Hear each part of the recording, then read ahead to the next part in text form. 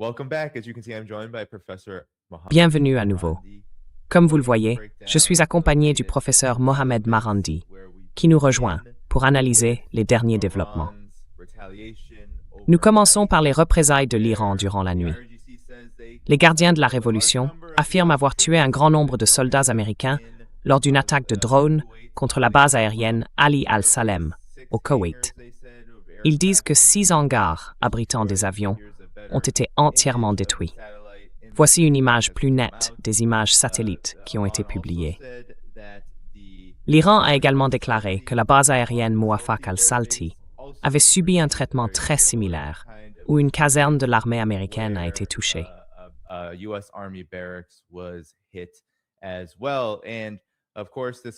Et bien sûr, cela s'inscrit dans une longue série d'attaques, chaque nuit, contre Bahreïn, le Koweït et la Jordanie. Des attaques très ciblées, très stratégiques. Le CENTCOM a également mené cette nuit sa 12e série de frappes aériennes en autant de jours.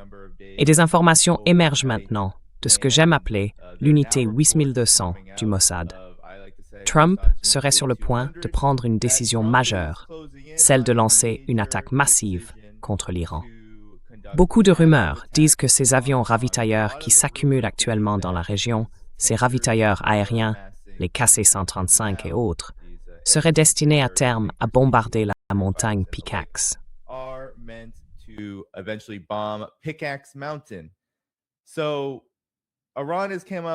Donc, l'Iran a publié une déclaration, professeur Marandi. Il y est dit que tout personnel américain ou toute personne, tout civil, se trouvant dans la région, à moins de 500 mètres de personnel américain, doit évacuer immédiatement, car ils sont désormais des cibles ou qu'ils se cachent secrètement, que ce soit dans des hôtels ou d'autres types d'hébergements. L'Iran affirme aussi que si les États-Unis mènent ces frappes à grande échelle, alors pour chaque frappe effectuée ou pour chaque Iranien blessé par ces frappes, un membre du personnel américain sera également blessé ou tué en représailles iraniennes. Alors, professeur Marandi, cette guerre devient, semble-t-il, de plus en plus dangereuse, de plus en plus meurtrière dans son évolution. Quelle est votre réaction face à ces derniers développements?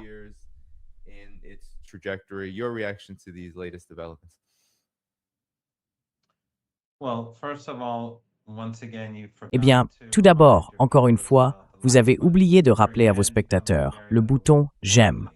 Vous redevenez très détaché des choses de ce monde. Eh bien, je porte du... Vous savez, beaucoup d'entre nous s'habillent en noir pendant cette période, parce que c'est la période des 40 jours qui suivent le martyre de l'imam Hussein, le petit-fils du prophète, à Karbala. Et puis, bien sûr, il y a les martyrs de la guerre. Donc, vous avez l'air d'un Iranien, d'un chiite en particulier. Et maintenant, vous êtes détaché du monde. N'appuyez pas sur le bouton « J'aime ». Tout va bien.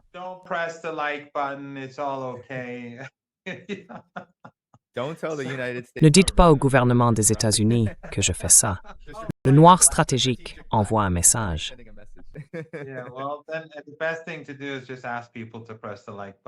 Le mieux à faire, c'est simplement de demander aux gens d'appuyer sur le bouton « J'aime » pour qu'ils sachent que vous êtes ouvert sur le monde, que vous vivez toujours dans le monde réel et matériel.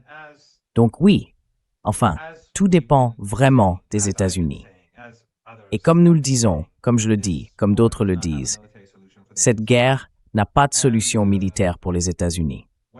Et chaque fois que nous le disons, depuis le début de la guerre de l'an dernier, les journalistes occidentaux n'aiment pas l'entendre. Les élites occidentales non plus. Alors, à chaque fois qu'ils se heurtent à un mur, ils reviennent à l'idée de préparer un nouvel assaut ou une nouvelle attaque. Et les médias s'enthousiasment de nouveau pour tout leur grand succès, et ainsi de suite, ou pour leur succès potentiel. Mais ça ne marche pas.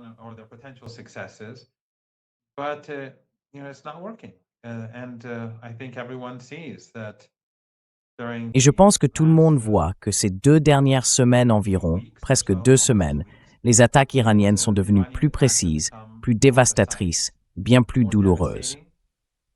Les États-Unis cachent leurs pertes, sans aucun doute. Les Iraniens sont très convaincus que les pertes américaines sont bien plus élevées. Et la question est la suivante. Trump va-t-il redoubler d'efforts Va-t-il continuer sur la même voie ou va-t-il faire autre chose? Je ne pense pas qu'il va se retirer. En tout cas, ça n'en a pas du tout l'air pour le moment. S'il redouble d'efforts, s'il fait vraiment ce qu'il affirme qu'il fera, alors je pense que nous allons très rapidement nous diriger vers une guerre totale, probablement en quelques heures.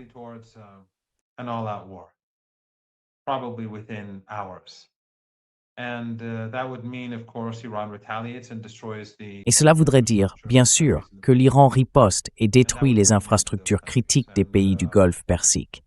Et cela mettrait fin à ces pays. Je veux dire, si cela arrive, les habitants de ces pays devraient préparer leurs voitures. Ils devraient avoir de l'essence. Ils devraient partir maintenant. Si quelqu'un pense que Trump est sérieux, il devrait partir maintenant. Aller en Irak, aller au Yémen, j'imagine. Je ne sais pas quels seraient probablement les meilleurs endroits. Avant, je disais d'aller à Oman, mais maintenant, je ne sais plus ce qui va arriver à Oman, parce qu'Oman s'est rendu de plus en plus complice de cette guerre. Oman a aidé les États-Unis à créer ce corridor dans le détroit d'Ormuz qui a conduit à ce conflit. C'était bien sûr une violation du protocole d'accord. Donc, je pense que nous sommes dans une situation très dangereuse. I think that we are in a very dangerous situation. And of course, if those countries collapse, then Et bien sûr, si ces pays s'effondrent, alors je pense que les marchés s'effondreront eux aussi, parce qu'il y aura de la panique. Trump ne pourra plus soutenir les marchés par ses déclarations, ni faire baisser le prix du pétrole en parlant, ni faire quoi que ce soit de ce genre. Nous vivrions dans une situation complètement différente. D'autant plus que jusqu'à présent, Trump et les médias occidentaux ont essayé de cacher la catastrophe potentielle qui nous attend. Les marchés et les marchés pétroliers n'ont pas vraiment réagi comme on aurait pu s'y attendre, ce qui est compréhensible. Enfin, on l'a vu ces derniers mois, les pénuries s'aggravent, mais les prix restent bas. C'est assez ironique, parce qu'en maintenant les prix bas aussi longtemps, Trump a empêché la destruction de la demande. Et donc, la consommation reste très élevée.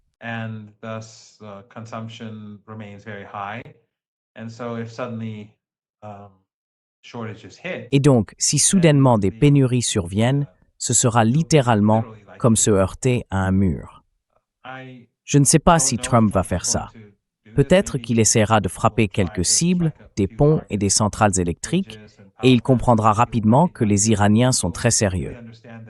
Bien sûr, comme vous l'avez souligné, les Iraniens disent que les soldats américains se cachent à l'extérieur de leur base, dans des hôtels et d'autres bâtiments.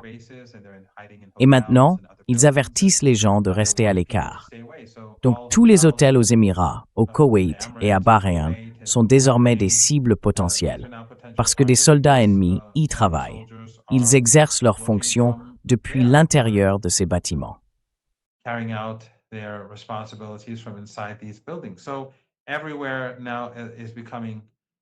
Donc partout, la situation devient plus dangereuse. Les Iraniens ont aussi averti les Américains que pour chaque Iranien assassiné, ils riposteront et tueront un soldat américain. Il est clair que les Iraniens ne vont pas reculer. Ils ne sont pas intimidés et ils continueront à riposter. Et d'une certaine manière, on voit que les Iraniens ont l'avantage. La raison, bien sûr, c'est que les Iraniens ont une résilience extraordinairement forte, vraiment unique, comme le Hezbollah, comme le Yémen. Mais ils préparent aussi cette guerre depuis des décennies. Leurs principaux atouts, comme nous l'avons souvent évoqué, sont tous profondément enfouis sous terre. Et les moyens américains, eux, sont tous à la surface. Ils se trouvent dans des bases conçues pour le XXe siècle.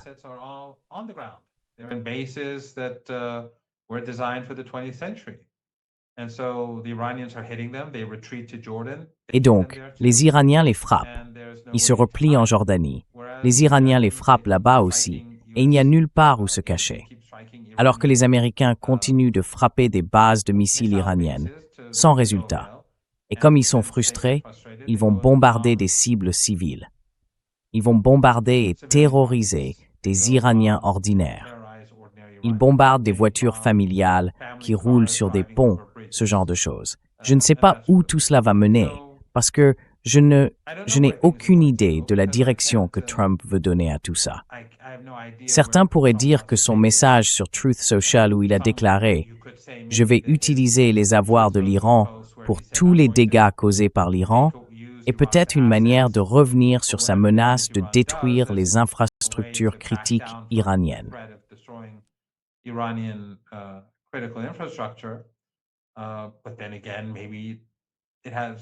Mais encore une fois, peut-être que si. C'est une interprétation qui ne veut rien dire, parce que Trump est quelqu'un qu'on ne peut tout simplement pas interpréter. Je ne sais pas. Mais l'Iran est prêt pour une guerre totale, et l'axe de la résistance est prêt. Le Yémen exerce déjà une pression sur les Saoudiens, une pression énorme, alors que les Saoudiens sont en difficulté dans le Golfe Persique. Et la résistance en Irak est totalement prête. Elle dispose d'une force considérable, entre 100 000 et 200 000 hommes en armes, prêts à combattre. Et les Américains qu'ont-ils? Ils ont genre le Qatar. Qu'est-ce que le Qatar va faire? Ou qu'est-ce que les Émirats vont faire?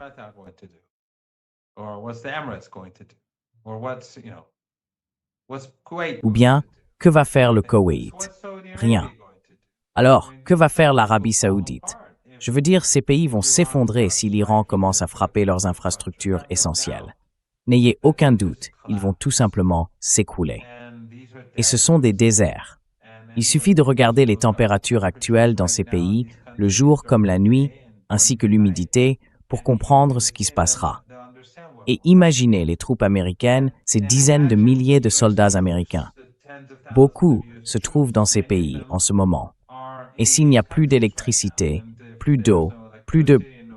Vous savez, qu'est-ce qu'ils vont faire? Peuvent-ils rester sur place? Je ne le pense pas.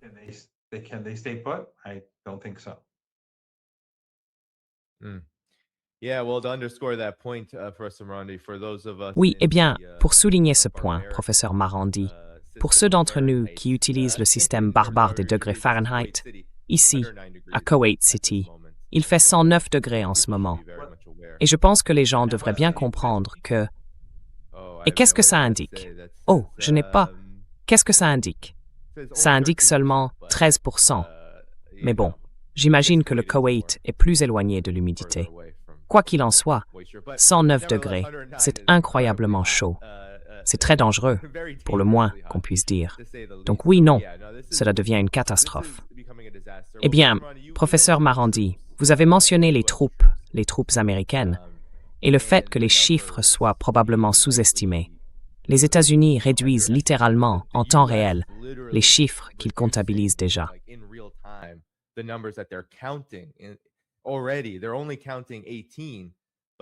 Ils n'en comptent que 18, mais le Pentagone a désormais revu ce chiffre à 14. Et des responsables américains anonymes disent qu'ils ont fait ça, littéralement hier, parce que 4 de ces décès ont eu lieu pendant la période MO, donc ils ne vont pas les compter. Ça doit vraiment faire plaisir à leurs familles. Ça doit inverser le processus, même de la mort. Mais non, ces soldats ont été tués à cause de ça, à cause de la guerre américaine, à cause de Trump.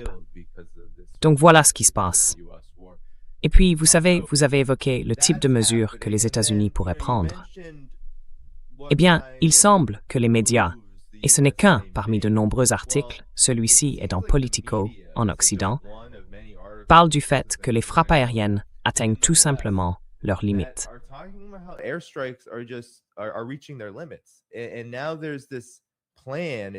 Et maintenant, il semble qu'il y ait ce projet de frapper Pickaxe Mountain, et ce serait censé constituer une escalade majeure. Mais même Israël n'a pas voulu participer à cette guerre, jusqu'à, vous savez, cette récente mobilisation qui semble avoir lieu dans la région.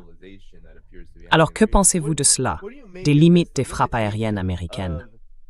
Elles ont clairement visé des infrastructures civiles. On a vu des bateaux de pêche, littéralement à quai, être rattaqués par le CENTCOM, puis le CENTCOM affirmait qu'il s'agissait de vedettes rapides.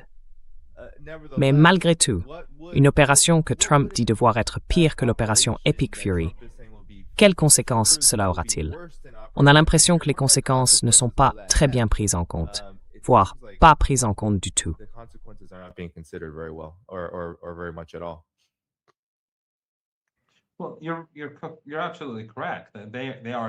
Eh bien, vous avez tout à fait raison. Ils ciblent des bateaux civils et ils en ont détruit beaucoup. Et des gens vivent de ces bateaux.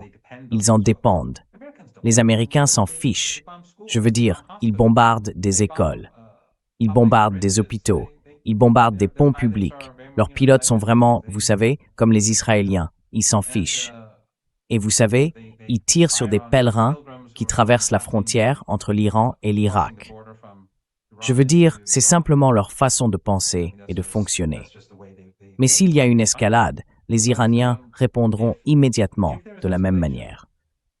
Mais encore une fois, on parle. Ce ne sera pas comme la guerre du Ramadan. Ce ne sera pas comme les 40 jours de combat. Nous voyons déjà que le Yémen est aujourd'hui dans une situation très différente.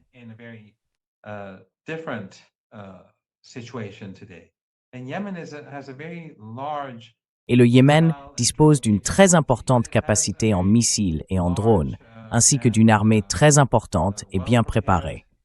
C'est un pays qui a vaincu les Saoudiens après 7 ans, alors que les Saoudiens bénéficiaient du soutien total de l'Occident collectif et de la région.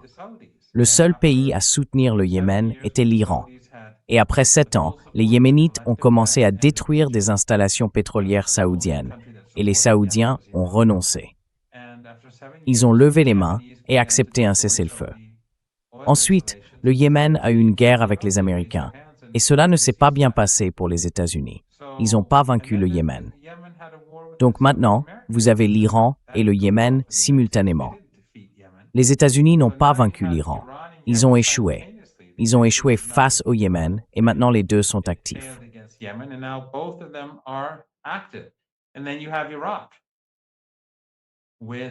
Et puis vous avez l'Irak, avec le Hajd, les forces de mobilisation populaire, la résistance irakienne.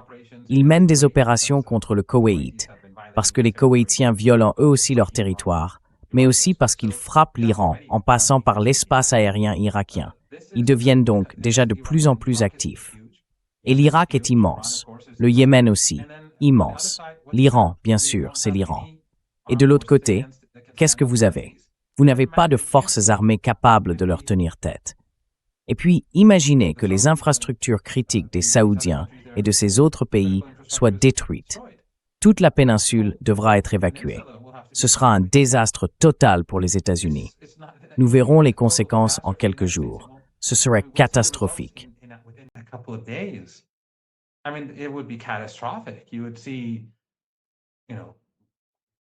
On verrait probablement des gens traverser le désert pour tenter de fuir vers l'Irak. Le Yémen, je ne sais pas si c'est possible. Ce serait catastrophique.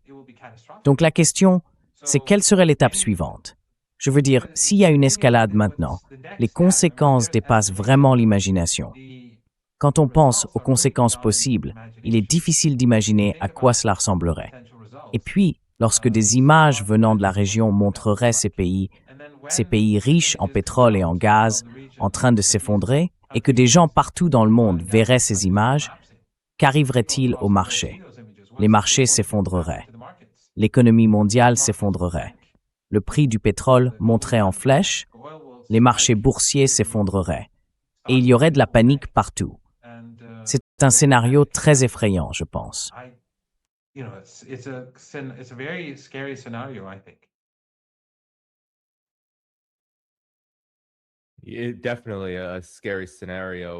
C'est clairement un scénario inquiétant, mais il est ignoré par l'administration Trump.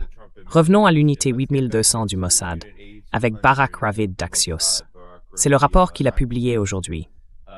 Il affirme que jeudi, Trump lui a dit qu'il envisageait sérieusement de reprendre des opérations de combat majeures, avec des frappes plus importantes que celles menées durant l'opération Epic Fury. Et voici ses mots exacts.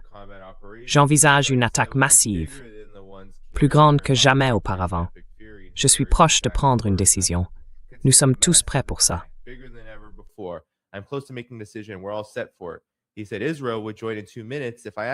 Il a dit qu'Israël se joindrait à l'opération en 2 minutes, si je le lui demandais. Mais nous n'avons besoin de personne, et il y aurait des conséquences si Israël participait aux frappes. Et professeur Rodney, le régime israélien s'est organisé en prévision de cela. Je crois qu'ils ont ouvert des abris anti-bombes. Ils commencent les préparatifs pour ce qui se passerait s'ils entraient eux aussi en guerre. Il semble donc qu'ils participeront à ces frappes, si elles ont lieu. Mais c'est ce que dit Trump. Je me demande, pourquoi, selon vous, Trump tient-il tant les réalités de la guerre?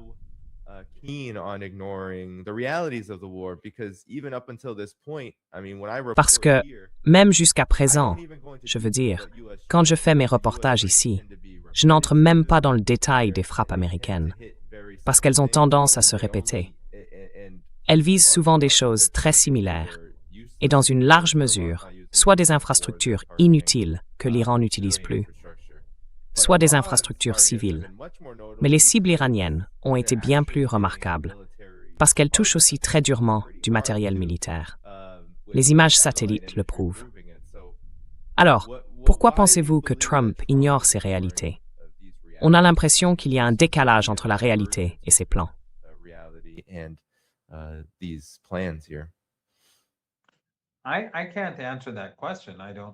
Je ne peux pas répondre à cette question. Je ne sais pas ce qui se passe dans sa tête. Une interprétation pourrait être qu'il essaye simplement de faire peur aux Iraniens et de les soumettre par la peur.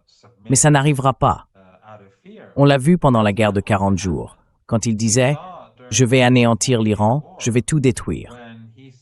Il disait « Je vais les renvoyer à l'âge de pierre ». Il disait, vous savez, anéantir le pays. Il a dit toutes sortes de choses pendant les 2 ou 3 dernières semaines de la guerre, je ne sais plus exactement. Il n'arrêtait pas de menacer l'Iran, et l'Iran ne s'est pas laissé intimider.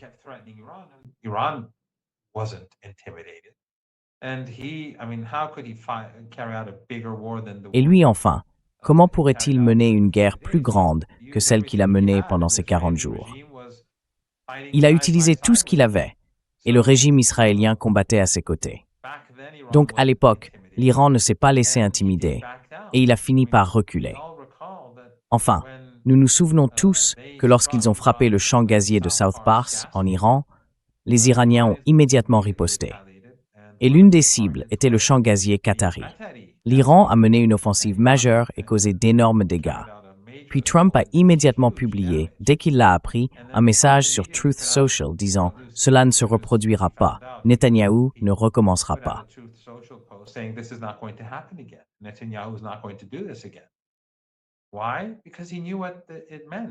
Pourquoi? Parce qu'il savait ce que cela voulait dire. Enfin, il suffisait que l'Iran tire quelques missiles de plus, et c'était fini. Le Qatar était fini. Il n'y aurait plus de gaz naturel au Qatar pendant de très, très nombreuses années. Il suffisait d'une nouvelle attaque majeure. Et on voit bien que les drones et les missiles iraniens passent tous. Il ne reste plus rien pour les arrêter. Et les Iraniens n'ont même pas encore commencé à utiliser leurs nouveaux... Ils utilisent leurs vieux drones. Ils sont encore en train d'écouler, disons, ce qu'ils ont fabriqué il y a 15-20 ans, 10 ans, je ne sais pas. Ils n'utilisent pas leurs drones de haute technologie. Je n'en ai vu aucun. Peut-être qu'ils en ont utilisé 1 ou 2, ici ou là.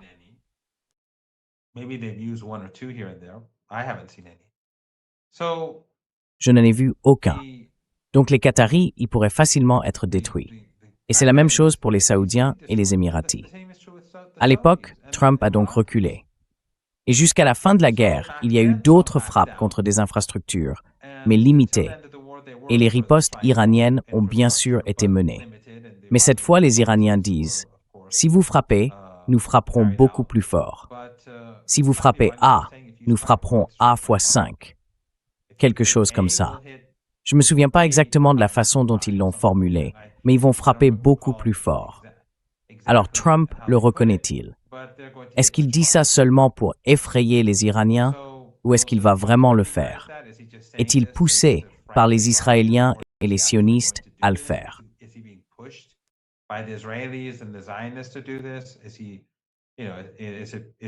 Est-ce que, vous savez, c'est parce qu'il est compromis qu'il n'a pas le choix? Parce qu'on se souvient tous que Tucker Carlson a dit qu'il avait parlé avec Trump et lui avait dit que ça n'allait pas bien finir, que ça allait être très grave, que les gens qui vous poussent dans cette direction vous détestent. Et Trump n'arrêtait pas de lui répondre « Je sais, je sais, je sais ». Apparemment, il savait tout. C'est ce que disait Tucker Carlson. Et pourtant, Il l'a quand même fait. Alors, qu'est-ce que ça dit de Trump? Soit il est... Enfin, c'est difficile d'imaginer que ce soit seulement une question de donateur. S'il savait que c'était à ce point grave, que ça allait être à ce point grave, si on prend au sérieux ce que dit Tucker Carlson et personne n'a démenti sa version des faits, alors il savait. Donc il est peut-être probablement compromis.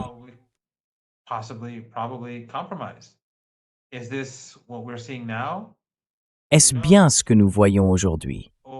Qui sait?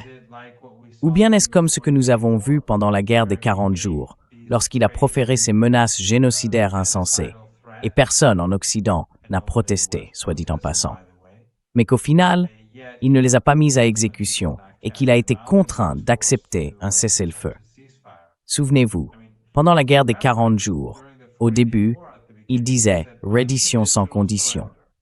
Et puis, à la fin de la guerre, il a été contraint d'accepter le plan iranien en 10 points, comme cadre des négociations. Cela signifie une défaite. Tout comme après la guerre de siège qu'il a ensuite lancée. À la fin, il a dû accepter le protocole d'accord, ce qui était une autre défaite, même s'il ne l'a pas mis à exécution. Mais, symboliquement, c'était quand même une défaite.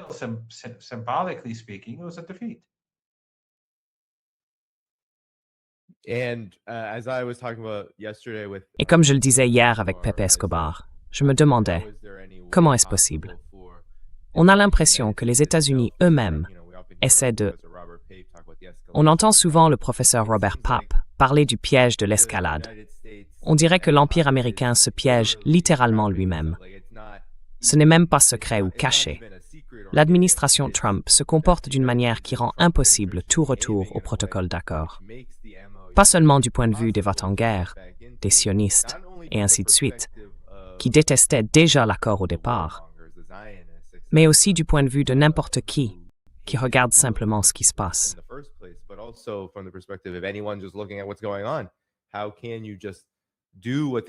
Comment pouvez-vous simplement faire ce que les États-Unis font et disent qu'ils vont faire, puis revenir à un accord comme celui-là?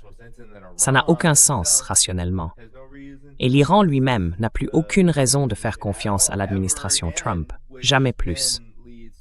Ce qui nous amène à une situation très délicate face aux réalités qui finiront par s'imposer, dont vous parliez, professeur Romani. Que se passera-t-il à l'avenir si, oui, l'économie mondiale commence à sentir que cette affaire ne va pas s'arrêter et que, en réalité, les dégâts pourraient être bien plus graves dans un délai pas si long? À l'approche de la fin de l'été, et, bon sang, parlons des mois d'hiver. Ce sont des périodes cruciales pour les capitaux. Mais qu'en pensez-vous?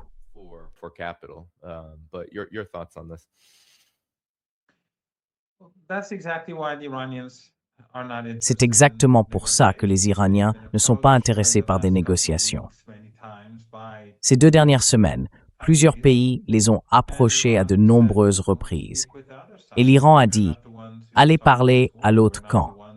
Ce n'est pas nous qui avons commencé cette guerre. Ce n'est pas nous qui avons ignoré le protocole d'accord. C'est l'autre camp qui a violé tous les articles du protocole, y compris l'article 5, lorsque les États-Unis ont mis en place leur propre couloir dans le détroit d'Ormuz, en violation du protocole d'accord, avec la collaboration des Saoudiens, des Émiratis, des Koweïtiens, des Qataris, et ainsi de suite. Tous ces pays, toutes ces entités travaillent ensemble pour les affaiblir, et Oman aussi.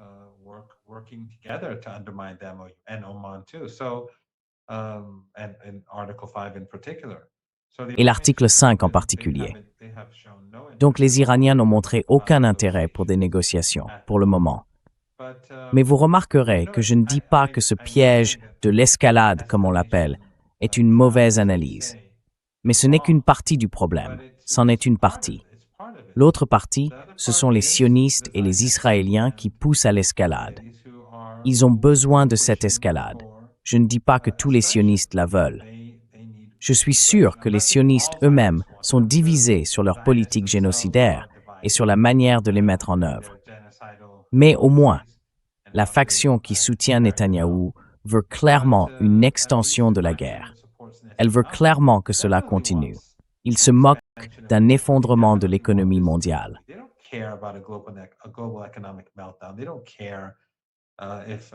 Ils se moquent que des soldats américains soient tués. Ils se moquent que l'économie américaine tombe dans une grande dépression ou que les économies européennes s'effondrent. Ce n'est pas leur priorité. Ils sont israéliens avant tout. Donc, il ne s'agit pas seulement d'un piège d'escalade. Il s'agit d'un programme poussé par les sionistes pour s'assurer que la crise empire encore et encore, dans l'espoir que d'une manière ou d'une autre, l'Iran et l'axe de la résistance soient vaincus. Mais ce ne sera pas le cas. Ce ne sera pas le cas. Je pense qu'il est parfaitement clair ce qui va se passer. L'effondrement fera bien plus de mal aux États-Unis et à l'Occident.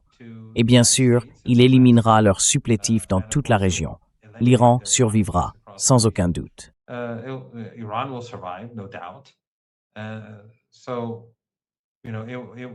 Donc, vous savez, ce sera bien pire pour les États-Unis. Mais ces sionistes, les Israéliens, Netanyahou, ils sont désespérés. La situation en Israël n'est pas bonne. Parfois, les gens me demandent pourquoi l'Iran ne frappe-t-il pas Israël tout de suite. Eh bien, il y a plusieurs raisons. D'abord, les Iraniens sont occupés à mener la bataille d'Israël. C'est leur priorité en ce moment, parce que c'est la clé. Et l'Iran ne veut pas s'en laisser distraire. S'ils gagnent, le régime israélien perd. S'ils perdent, ce que je ne vois pas arriver, ce serait la plus grande victoire pour le régime israélien. Donc évidemment, l'Iran va se concentrer là-dessus. Mais l'Iran est aussi occupé à détruire toutes ces couches défensives que les Américains ont mises en place dans toute la région pour le régime israélien. Je parle de ces systèmes de missiles, de radars, et ainsi de suite. Ils n'ont pas été conçus pour protéger ces pays.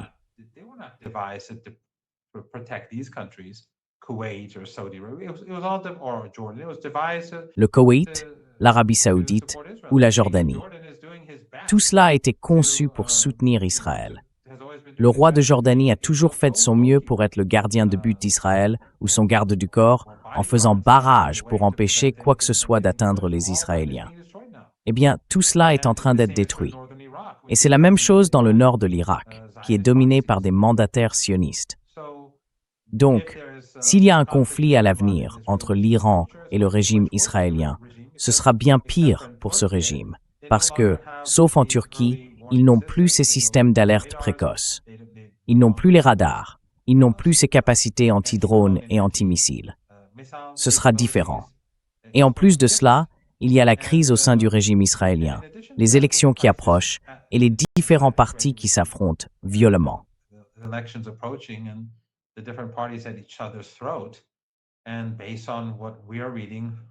Et d'après ce que nous lisons dans la presse hébraïque, c'est une véritable crise.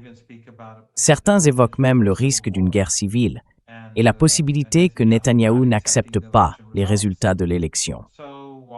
Alors pourquoi l'Iran ferait-il quoi que ce soit en ce moment, alors qu'Israël est en crise, pour rallier les gens autour de Netanyahou ou autour de qui que ce soit d'autre?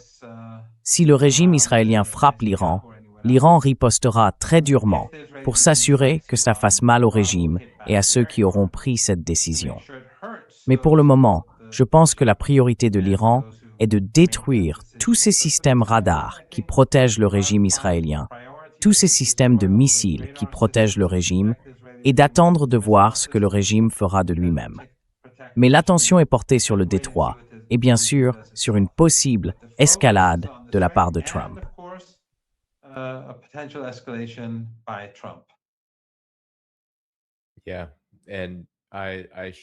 Oui, et je l'ai partagé tout à l'heure. C'est ce que rapporte Tasnim News. C'est en Jordanie. L'Iran affirme avoir détruit un système THAAD entier. Et cela s'ajoute aux informations de ces derniers jours, selon lesquelles des choses similaires seraient arrivées à des batteries patriotes dans des endroits comme le Koweït. Donc, vous avez tout à fait raison, professeur Rondy. Si cela se confirme, et en général, les images satellites le confirment peu après ces annonces. Alors oui, cette couche défensive pour Israël est bien plus faible, voire a complètement disparu, par rapport au 28 février, lorsque les États-Unis et Israël ont lancé leur attaque initiale.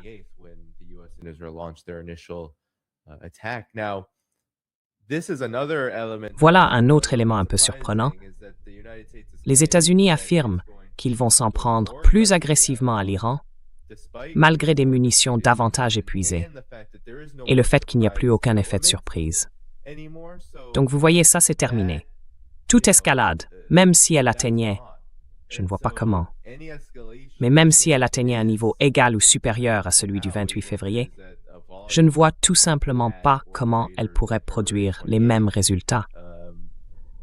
Et ces résultats, c'était tout simplement des crimes de guerre, comme on l'a vu avec l'école de Manab et l'assassinat de la direction, y compris l'ayatollah Ali Khamenei. Donc je ne sais pas de quoi parler. Je ne sais pas comment je pourrais, même si je voulais être un simple relais de la guerre, je ne sais pas comment je pourrais le faire. Je vais vous montrer dans un instant comment les médias s'y prennent. Mais qu'en pensez-vous?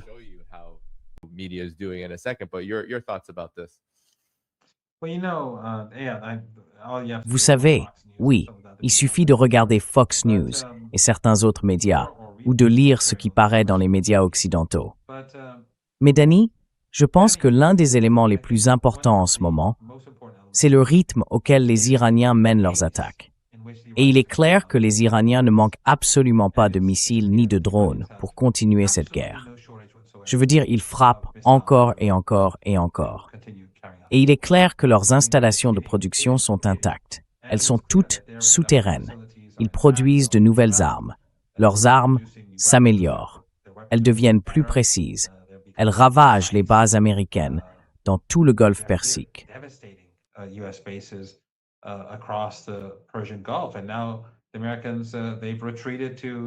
Les Américains se sont repliés en Jordanie et maintenant ils sont frappés en Jordanie et en Arabie Saoudite. Donc il n'y a aucun endroit où ils puissent aller en sécurité. Et plus ils sont loin de l'Iran, plus il est difficile de les attaquer, plus c'est cher, plus ça coûte. Et d'un autre côté, si les États-Unis veulent escalader, tous les objectifs que l'Iran devrait détruire se trouvent juste devant l'Iran. Rappelez-vous par exemple, les Saoudiens ont un oléoduc vers la mer Rouge. On le sait tous maintenant. C'est là qu'ils exportent, je ne sais pas, entre 4 et 4,5 millions de barils par jour, d'après les chiffres que j'ai lus. D'accord, mais les puits de pétrole sont près de l'Iran. Ils sont près du golfe Persique.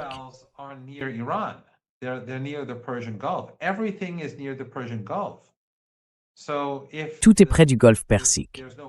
Donc s'il n'y a pas de pétrole à faire passer dans l'oléoduc, alors l'oléoduc ne sert à rien.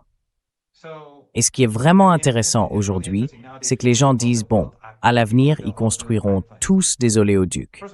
D'abord, ça prendra des années et coûtera des dizaines de milliards de dollars. Mais ça ne changera rien, parce que les gisements de gaz, les champs pétrolifères, on ne peut pas les déplacer. Ils sont ici. Mais de toute façon, avec ces missiles et ces drones que possède l'Iran, et ils sont en très grand nombre, ils peuvent facilement tout anéantir. Donc, même si les États-Unis retournent en Jordanie ou se retirent de Jordanie pour aller vers le régime israélien, ils ne peuvent toujours pas protéger ces infrastructures s'ils veulent intensifier la guerre.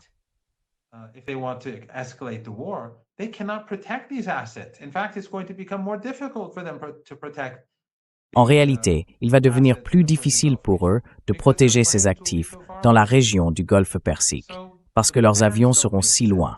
Donc leurs plans n'ont aucun sens. Rien de ce qu'ils font n'a de sens. Et pourtant, au lieu de chercher à mettre fin à tout ça, et bien sûr, s'il doit y avoir une fin, les Iraniens n'accepteront pas le protocole d'accord. Les Iraniens auront certainement davantage d'exigences. Ils exigeront probablement que tous leurs avoirs volés leur soient restitués d'avance. Ils exigeront la levée du siège contre le Yémen et ils formuleront des exigences claires concernant Gaza. Ce n'est pas une guerre que les Américains peuvent gagner, et les Iraniens le savent.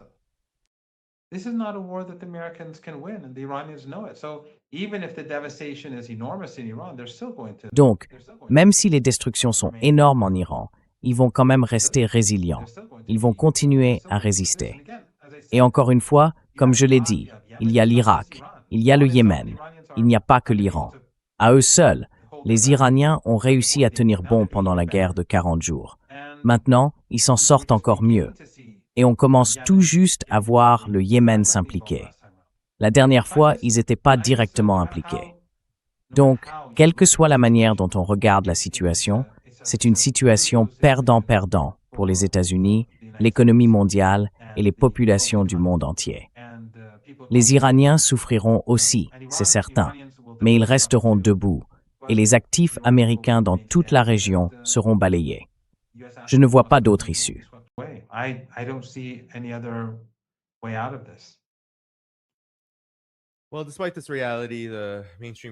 Eh bien, malgré cette réalité, les grands médias d'entreprise font leur travail. Pas le travail que nous attendons des médias, qui est de dire la vérité, mais ils font leur travail pour les sionistes, pour les fauteurs de guerre, pour les maîtres de la guerre, comme on les a appelés. Et je veux vous faire écouter ceci. C'est Fox News. Comme vous l'avez dit, il suffit de regarder Fox News pour apprendre à être un sténographe de guerre dans cette guerre américano-israélienne absolument désastreuse contre l'Iran. C'est ça, les grands médias d'entreprise. Fox News discute littéralement et élabore des plans presque comme s'il s'agissait, semble-t-il, de massacres de guerre, de crimes de guerre. Frapper des cibles civiles iraniennes, des sites d'infrastructure, comme ils les appellent. Tap instamancy, nolithli these burlangs pathens de camir. Oui, c'est parti. Oui, attention à ça. Examinons les centrales électriques et les sites que nous pourrions peut-être frapper. Lucas, quand vous les considérez comme des cibles, selon vous, qu'est-ce que nous pourrions frapper en premier?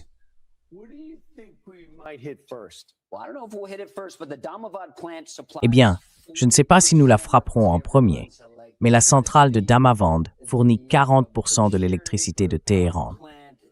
La centrale nucléaire de Bushehr ne serait probablement pas une cible. Ce sont les Russes qui l'ont construite. Ils fournissent toujours à l'Iran de l'uranium faiblement enrichi. Car, Lucas, il faut le dire, faire exploser une centrale nucléaire comporte des risques. Cela ne fait aucun doute. Quant au gisement gazier de South Pars, il se trouve sur le plus grand gisement de gaz naturel au monde. Les forces israéliennes l'ont frappé le 18 mars, au début de la guerre. L'Iran a répondu en frappant la partie qatari de ce gisement de gaz naturel. Oui, ça nous a bien réussi que l'Iran frappe South Pars. Et ils vont pas dire ce que ça a fait au marché pétrolier. C'était spectaculaire.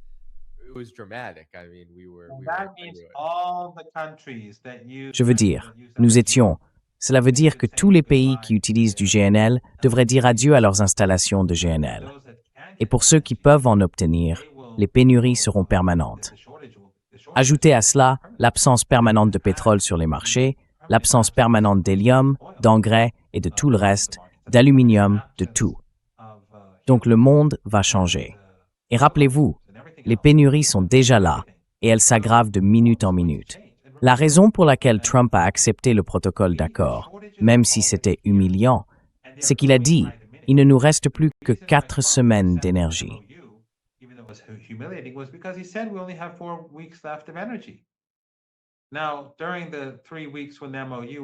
Pendant les 3 semaines où le protocole d'accord fonctionnait et où les Iraniens laissaient passer les navires, disons que les pénuries de pétrole n'ont pas augmenté. Dans d'autres secteurs, elles ont continué de s'aggraver parce que l'attention était portée sur le pétrole brut qui quittait le golfe Persique. Et d'ailleurs, peu de navires entraient dans le golfe Persique. Cela aura des répercussions à l'avenir. Mais bon, depuis 2 semaines maintenant, il n'y a plus de pétrole. Et puis, il y a la mer Rouge. Donc ces 4 semaines dont Trump parlait, elles sont toujours là. Nous ne sommes donc pas revenus à la situation d'il y a 4 ou 5 mois. Nous sommes déjà près du précipice, là où la crise énergétique fait sombrer l'économie mondiale.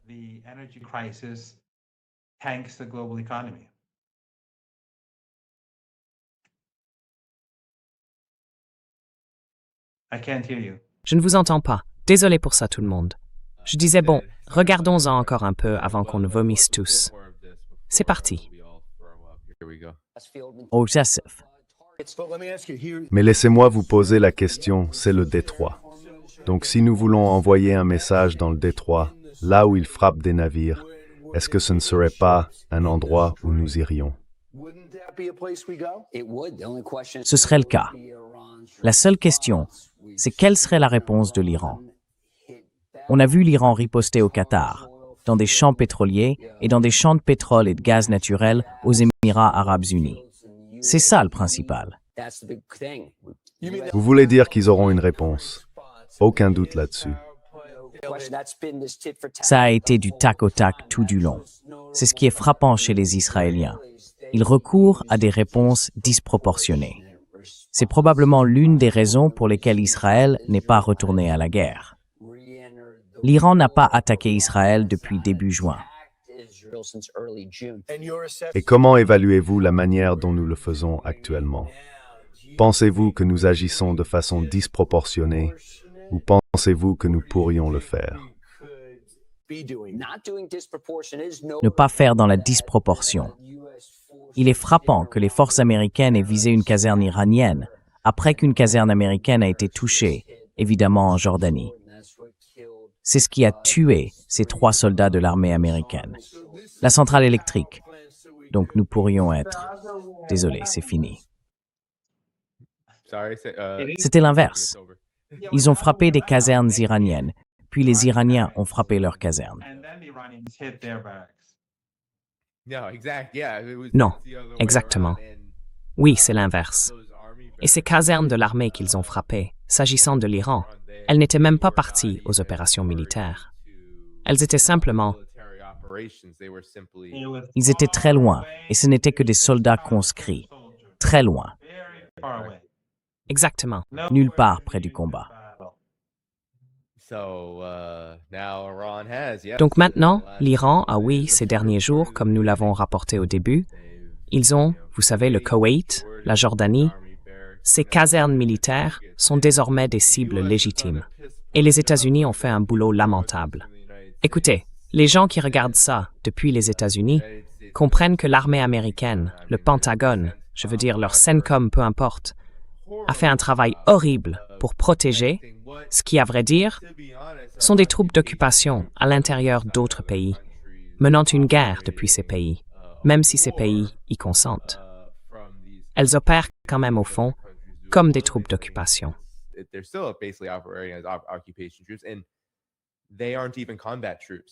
Et ce ne sont même pas des troupes combattantes. Ce sont des gens qui savent simplement, vous savez, faire fonctionner des machines ou suivre des ordres, appuyer sur des boutons, enfin peu importe. Mais ce ne sont pas des troupes combattantes. Ce ne sont pas des soldats qui vont se retrouver sur la ligne de front de sitôt. Et ce sont eux qui sont pris pour cible. Donc voilà, c'est une situation vraiment écœurante pour nous ici. Mais ils n'ont même pas parlé de Picket Mountain, ce que je voulais. Vous savez, on ne sait même pas clairement si Trump sait ce qu'est Picket Mountain. Picket Mountain est faite de granit. Pickaxe Mountain is made of granite, and Et vous savez, je plaisantais avec quelqu'un tout à l'heure en disant que Trump va probablement sortir quelque chose du genre « Ah oui, on a frappé, enfin vous savez, on a frappé le graphite très fort.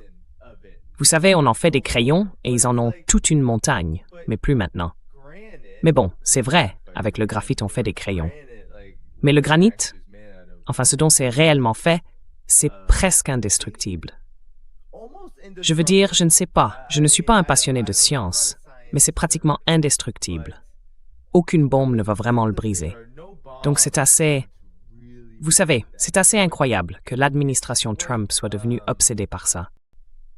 Mais qu'en pensez-vous?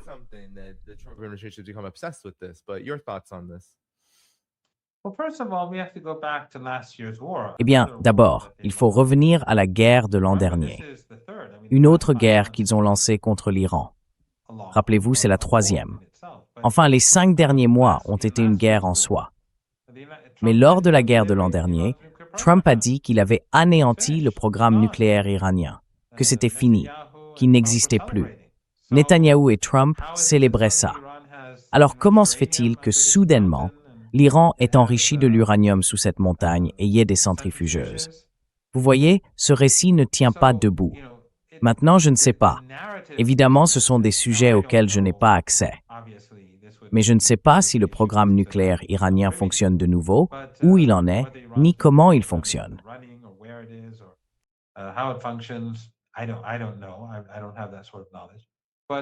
Je n'ai pas ce genre de connaissances.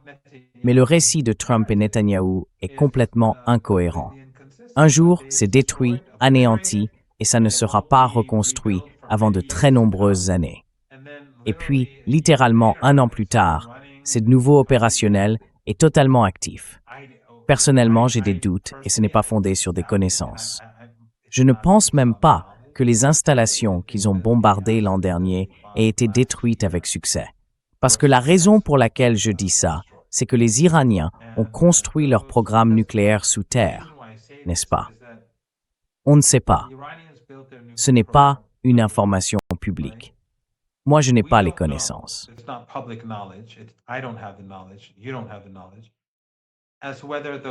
Vous ne savez pas si ces installations sont sûres à l'heure actuelle, n'est-ce pas? Mais toutes ces bases de missiles souterraines, toutes ces bases de drones souterraines, des dizaines, toutes ces bases de vedettes rapides souterraines, toutes ces installations souterraines. Enfin, ils ont des bases dans tout le pays, de commandement et de contrôle, peut-être une centaine, plus de 100 bases. Les États-Unis ont-ils réussi à détruire une seule de ces bases? Ils les ont bombardées. Je crois que c'était la base de missiles de Yazd qu'ils ont bombardée à plusieurs reprises avec des bombardiers B-52. Ont-ils détruit une seule base? Aucune. Aucune. Ils n'ont causé aucun dégât à aucune d'entre elles.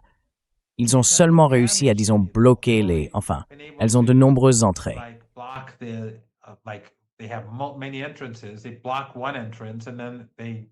Ils bloquent une entrée, puis ils utilisent des bulldozers et la rouvrent après quelques heures. Mais le plus souvent, ça prend 1 jour ou 2, ou quelque chose comme ça. Donc s'ils ne peuvent pas détruire les bases de missiles souterraines de l'Iran, alors je suppose que les installations nucléaires iraniennes, ou le programme nucléaire iranien, sont au moins aussi bien protégées.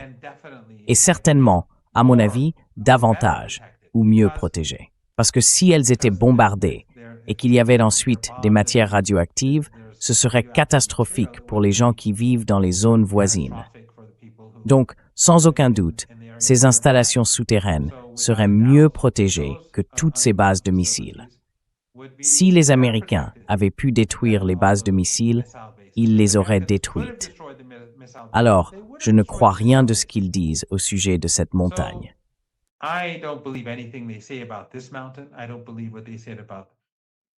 Je ne crois pas ce qu'ils ont dit à propos de l'année dernière. Je ne crois rien de ce qui sort de Washington sur quoi que ce soit dans ce monde. Et beaucoup des images qu'ils montrent, vous aviez raison, ils ont bombardé des bateaux ordinaires appartenant à des particuliers et ils les présentent comme s'ils avaient bombardé une vedette militaire. Et ils bombardent des hôpitaux, ils bombardent des écoles. Ils refusent même d'admettre le massacre de tous ces enfants. Ils ne présentent même pas leurs excuses. Ce sont des brutes, ce sont des animaux.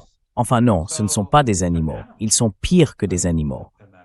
Mais ils ciblent des pèlerins, ils mènent des frappes de double frappe contre des civils. Nous en avons vu des images. Ils bombardent des rassemblements de gens dans les rues. Nous en avons vu des images. J'étais présent dans un cas.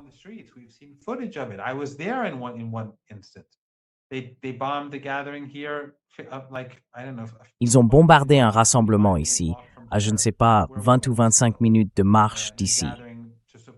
Une femme a été tuée lors d'un rassemblement de soutien aux forces armées, avec des gens dans la rue, et ils l'ont bombardée. Donc vous savez, je ne crois rien de ce qu'ils disent.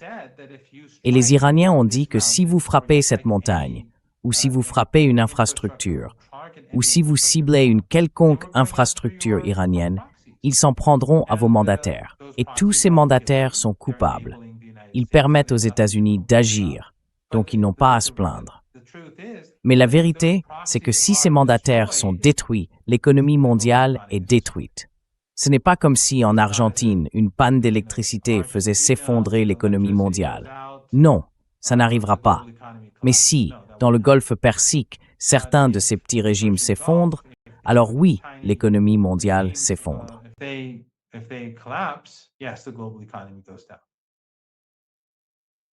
Hmm. Well, Professor Ronnie, I wanted your Eh bien, Président Raisi, alors que nous arrivons à la fin de cet entretien, je voulais avoir votre réaction à ces informations, selon lesquelles les États-Unis prépareraient une attaque massive. Cette information a été associée dans de nombreux médias, comme le New York Times ou le magazine Time, à un autre article affirmant que l'Iran aurait rejeté un cessez-le-feu transmis directement par le Premier ministre irakien. Le Premier ministre irakien venait d'ailleurs, je crois, de rendre visite à Trump. Et maintenant, je pense que la réunion des ministres des Affaires étrangères de l'Organisation de coopération de Shanghai est en cours. Je crois aussi que des discussions bilatérales entre l'Irak et l'Iran se tiennent en ce moment même. Mais voilà ce qui est rapporté. Qu'en pensez-vous? Est-ce que ces informations sont fondées? Ces articles disent toutefois que c'est Trump qui appelait à un cessez-le-feu, ce qui va évidemment à l'encontre du récit de l'administration Trump, qui affirme toujours que c'est l'inverse.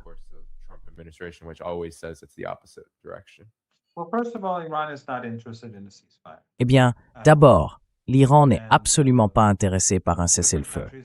Différents pays ont approché l'Iran et l'Iran leur répond « Allez leur parler. Nous, ça ne nous intéresse pas. Nous avions un accord. Ils étaient censés respecter cet accord. Et de notre côté, il n'y a rien à discuter. » D'un autre côté, le Premier ministre irakien qui est venu ici n'a apporté aucune proposition concrète de cessez-le-feu pour les États-Unis. C'est ce qu'on m'a dit, par quelqu'un qui est au courant. Je suis certain qu'ils ont discuté de beaucoup de choses concernant la situation, ainsi que des entretiens que le Premier ministre et son entourage ont eus à Washington, à la Maison-Blanche et ainsi de suite. Mais il n'y a pas de proposition de cessez-le-feu. Comme je l'ai dit, les Iraniens ne sont pas intéressés. Et je pense que les Américains, nous avions un accord.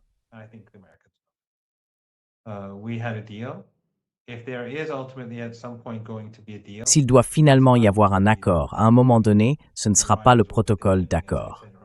Les Iraniens vont exiger davantage, comme je l'ai dit plus tôt. Ils vont formuler plus de demandes. Le siège du Yémen devra prendre fin. L'Iran fera probablement aussi davantage de demandes concernant ses propres avoirs. Et bien sûr, il y aura la question de Gaza et le Yémen ont toujours fait partie de l'accord, mais ils n'étaient pas mentionnés nommément. Mais je pense qu'après cela, les Iraniens seront plus fermes avec les États-Unis. Donc non, tout discours sur un cessez-le-feu n'est que pure absurdité. Oui, et des médias rapportent que l'Iran, en fait les forces armées iraniennes ont déclaré que nous n'allons pas permettre aux Américains de se regrouper, de se réarmer, et ainsi de suite.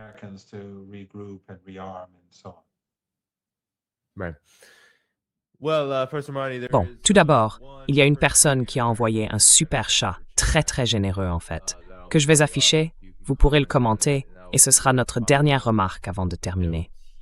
Mystic Mac 55555, merci beaucoup pour votre super chat. Dit Tucker Carlson a déclaré que la raison des prix bas du pétrole, malgré la pénurie de 20 millions de barils de pétrole qui ne sortent plus du Golfe Persique, est que la rhétorique de l'administration Trump manipule les algorithmes d'IA qui spéculent sur les contrats à terme du pétrole. Oui, enfin, qu'en pensez-vous avant qu'on se quitte? Your thoughts on this as we head out of here. J'en suis sûr, c'est bien le cas. Il n'y a aucun doute. Sinon, le prix du pétrole devrait être bien plus élevé qu'il ne l'est aujourd'hui. Mais, d'une certaine manière, cela profite à l'Iran. Pourquoi? Parce que, comme je l'ai dit plus tôt, la destruction de la demande aurait réduit la consommation au cours des 4 ou 5 derniers mois.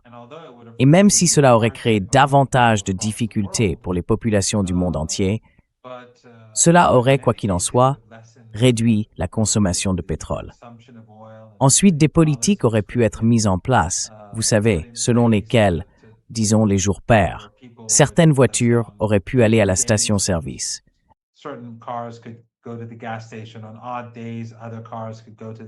Un jour sur deux, les autres voitures auraient pu aller faire le plein. Ils auraient mis en place des mécanismes pour réduire la consommation, mais ils ne l'ont pas fait. Pourquoi? Parce qu'ils ont manipulé les prix. Résultat, la consommation est restée élevée. Le surplus de pétrole est donc consommé plus rapidement et l'économie mondiale est moins préparée à une pénurie soudaine. Ce n'est donc pas une chose intelligente à faire, sauf si l'on sait qu'on va mettre fin au conflit ou à la crise au bon moment. Mais je pense que c'est désormais bien trop tard. Et je pense que Trump a fait un pari insensé. C'est un joueur apparemment, et il pensait pouvoir s'emparer du détroit d'Ormuz.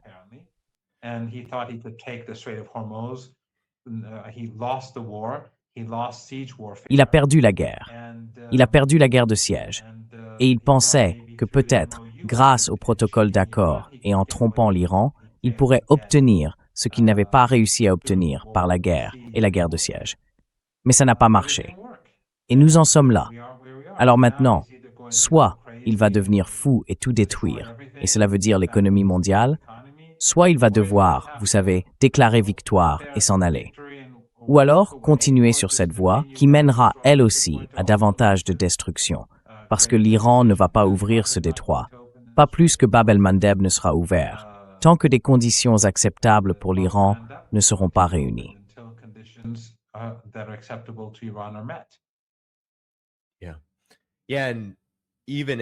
Oui, oui. Et même si, et sur le plan militaire aussi, ce serait désastreux. Parce que même si les États-Unis, qui pourraient très bien sûr, disposer de munitions à distance, et de ce genre de choses qu'ils ne déclarent pas, et donc en avoir peut-être davantage, soi-disant dans leur stock, même si c'est le cas, les utiliser toutes d'un seul coup, dans une guerre comme celle-ci, réduira aussi la capacité des États-Unis à faire ce qu'ils disent vouloir faire. Être la puissance dominante, contenir la Russie et la Chine, cela ne vaincra pas l'Iran, même s'ils font ça.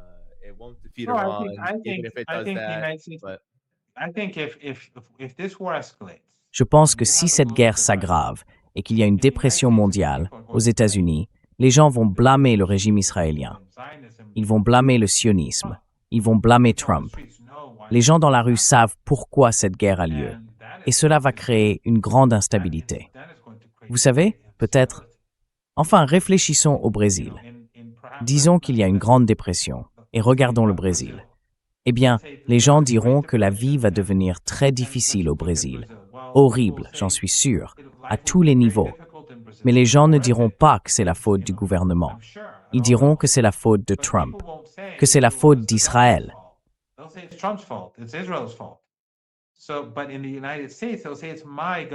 Mais aux États-Unis, ils diront que c'est la faute de mon gouvernement, que c'est le lobby israélien dans mon pays qui m'a attiré ça. Donc cela aura d'énormes répercussions, sans aucun doute, dans toute l'Europe. Tout le monde sait qui a provoqué cette guerre, qui est à l'origine de cette catastrophe pour le monde et qui profère ces menaces. Ce ne sont pas les Iraniens qui disent « nous allons détruire les infrastructures critiques dans le golfe Persique ». Ce sont les Américains qui le disent, et les Iraniens répondent « eh bien, si vous faites ça, nous riposterons de la même manière ». Donc si cela arrive, il y aura une dépression économique mondiale. Mais ce sera plus qu'une simple dépression pour les pays occidentaux sous l'influence du sionisme.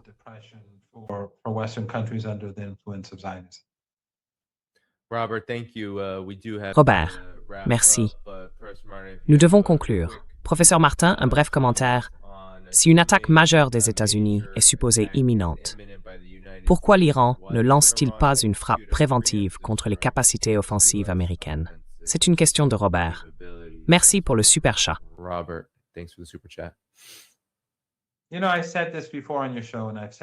Vous savez, je l'ai déjà dit dans votre émission et je l'ai dit ailleurs. J'encourage tout le monde à acheter et à lire Going to Tehran de Flint et Hilary Leverett.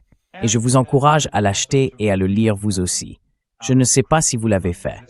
Et aussi à lire le livre d'Alastair Crooke sur la résistance, intitulé Resistance, ainsi que le livre de Peter O'Born sur le programme nucléaire, A Dangerous Delusion, et le livre de Gareth Porter, Manufactured Crisis. Mais je pense que Going to Tehran est un livre très important que les gens devraient lire, tout comme le livre d'Alastair Crooke, parce qu'ils comprendraient alors que l'Iran n'est pas du tout ce qu'on en dit depuis toutes ces décennies. L'Iran est guidé par des principes moraux.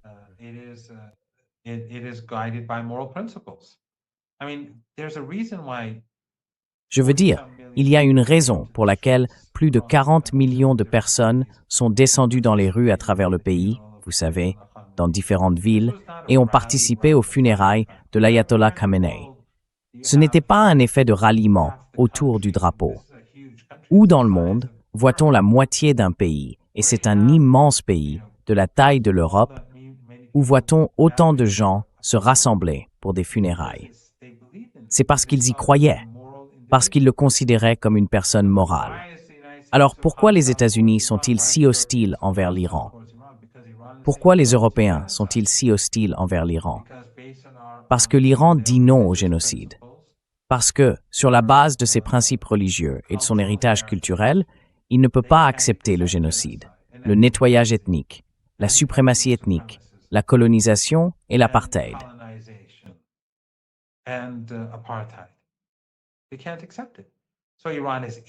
Ils ne peuvent pas l'accepter. Alors, l'Iran est mauvais. Leur régime est mauvais. Vous entendrez ça jour et nuit. L'Iran a certains principes. L'Iran ne va pas déclencher une guerre. Je veux dire, même avec le régime israélien, nous n'avons pas déclenché la guerre. Et avec les Américains, nous n'allons pas provoquer une escalade parce que nous ne sommes pas comme eux. C'est la différence entre eux et nous. Il y a une différence. Si nous nous comportions comme eux, alors je veux dire, si l'Iran était comme les États-Unis et se comportait comme les États-Unis et les Israéliens, alors je ne pourrais pas le soutenir. Je veux dire, il doit y avoir une différence morale. Il doit y avoir quelque chose de différent. C'est pour cela que l'ayatollah Khamenei était si populaire. Alors, les Iraniens, et j'ai vu beaucoup de gens attaquer l'Iran.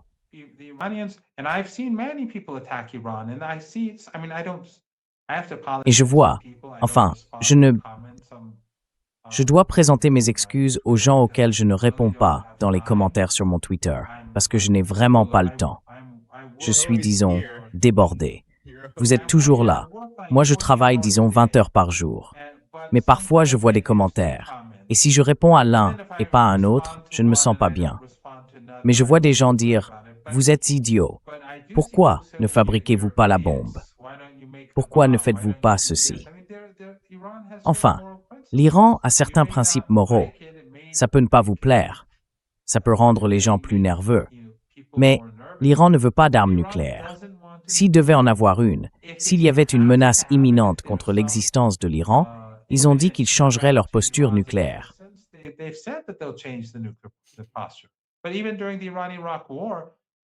Mais même pendant la guerre Iran-Irak, nous avons refusé de produire des armes chimiques, alors même que l'Occident avait donné des armes chimiques à Saddam. Et ils nous ont empêchés d'obtenir des masques à gaz.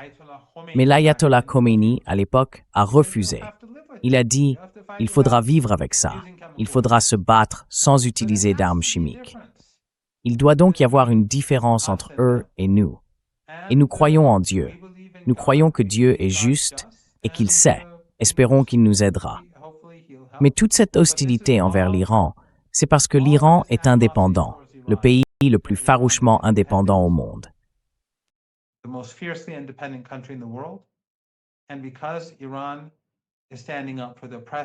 Et parce que l'Iran se tient aux côtés des opprimés, en particulier du peuple palestinien, nous parlons tous le même langage.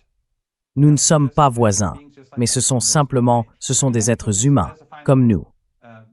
Et il n'y a aucun moyen.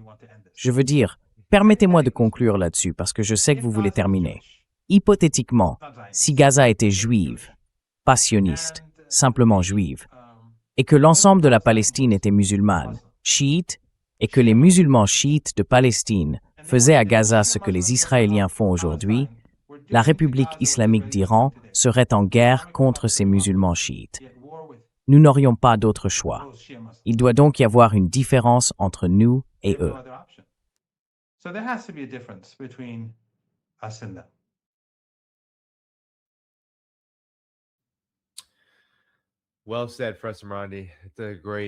Bien dit, professeur Marandi. C'est une excellente conclusion. Je vous remercie tous ceux qui ont envoyé des super chats et ceux qui sont devenus membres. Je vous afficherai une dernière fois avant de partir. Je veux m'assurer que tout le monde sache que demain, le 25 juillet, je serai de retour à la même heure avec Marc Sleboda. Nous ferons le point à ce moment-là. Et oui, nous continuerons. Mais professeur Marandi, merci beaucoup de vous être joint à nous. Nous allons nous arrêter là. Cliquez sur le bouton j'aime. J'ai failli l'oublier encore une fois. Cliquez sur le bouton j'aime. Vous avez entendu le professeur Marandi au début de cette émission. Cliquez sur ce très important bouton j'aime. Si vous aimez l'émission, cliquez sur le bouton j'aime et allez aussi dans la description de la vidéo ci-dessous pour trouver tous les moyens de soutenir cette chaîne. On se retrouve demain, vendredi 25 juillet, à 13h, heure de la côte Est. Prenez soin de vous. Au revoir. Eastern time. Take care. Bye-bye.